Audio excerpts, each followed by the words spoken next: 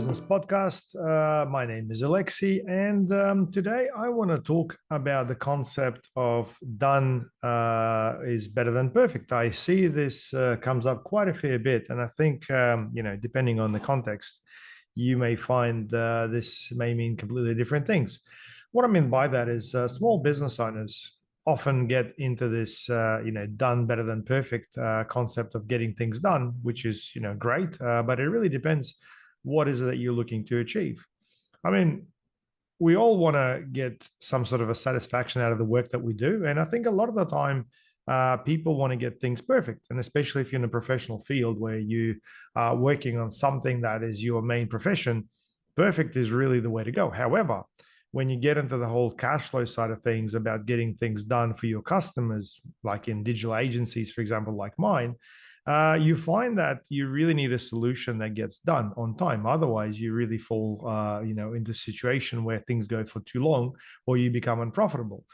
Another, example of this is I get business owners who basically fiddle with their own website way too much, and they get really stuck in completing the whole thing. And every week they'd be investing, tens of hours at least to potentially make it better. And I guess the whole definition of better in this particular case isn't really clear, because what are you trying to achieve? Are you trying to get a website that looks better, that ranks, that works in terms of generating leads and sales? I mean, what is it that you're trying to do? And I really think the solution to that latter situation is really more to do with goal setting. If you're able to define the goals of what you're trying to achieve and put together a bit of a scope of work and really define your deadlines, I think you can get pretty decent results. However, if you're just basically racing through a number of different tasks just to get things done, well, that's a completely different scenario. And look, in a case of a business owner, yes, you end up juggling a lot of hats. You're doing your bookkeeping, possibly you are providing customer service, you're working on your business model, you're trying to get stock if you're in a services type of industry doing with products. So yeah, every business is very different, but I think the whole done better than perfect really comes down to the fact that if you are not good at something and you're trying to get it perfect, then essentially you should probably eliminate that as one of your tasks and delegate it to somebody who's got the experience to get you the right result. And the question then stands, what is it that you're after? You got to be really clear, because I think in the case of, let's say, websites, once again, we often get stuck in a situation where we are trying to get something that's working, and at the same time, we're trying to make it very artistic.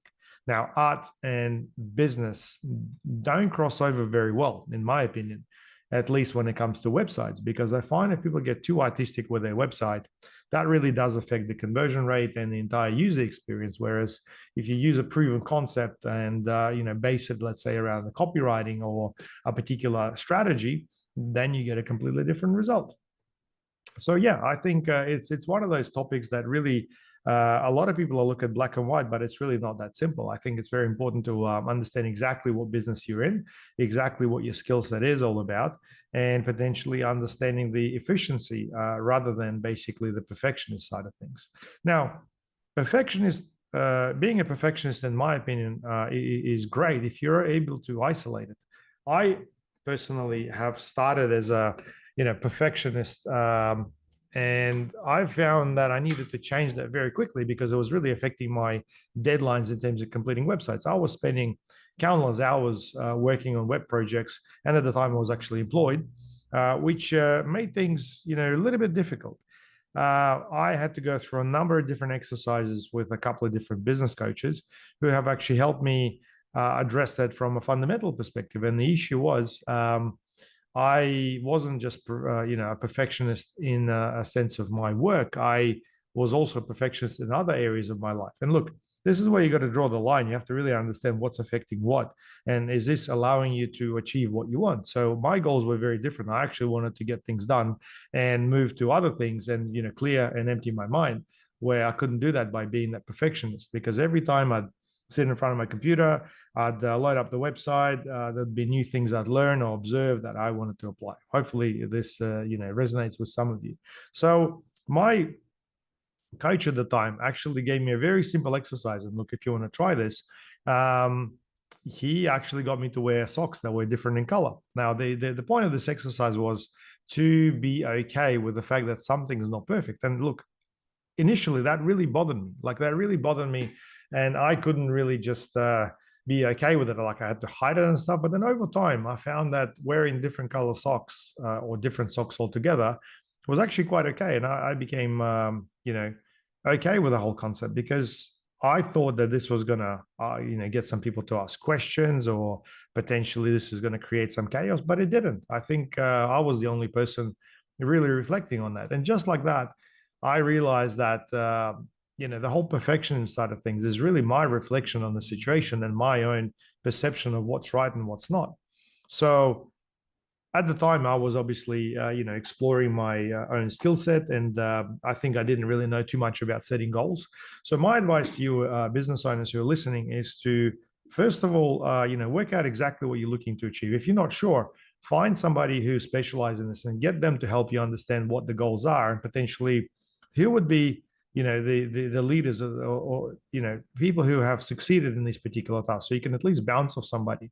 You got to tame your creativity and bring it to a point where you can focus on the practical side of things. So especially when it comes to art, creative side of things, that's what I would recommend. So that would free up your time, because if you're running, let's say, a trades business and you're trying to do your own website, believe me, it's going to be a very frustrating process in terms of getting something done and then trying to figure out why something's not working. I see this happen quite a lot.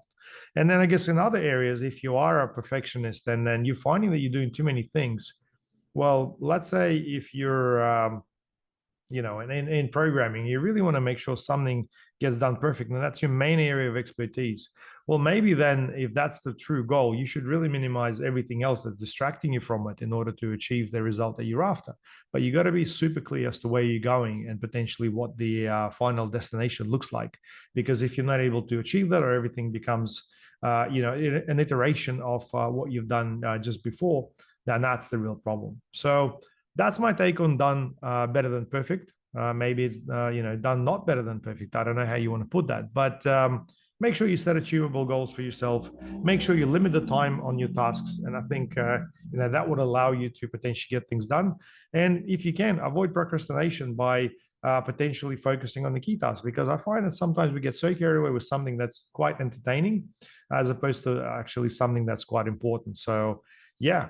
Anyway, guys, and if you made these mistakes, remember the mistakes are not bad. We learn from our mistakes. It's just the ability to minimize the damage from those mistakes. So, yeah, that's my advice for you today, guys. So, if you're enjoying this podcast, make sure you subscribe and tell your friends about it. I'd love to hear some feedback in the comments below this video or audio, whatever you guys are listening to. And I hope you have a great day, and I'll chat to you soon.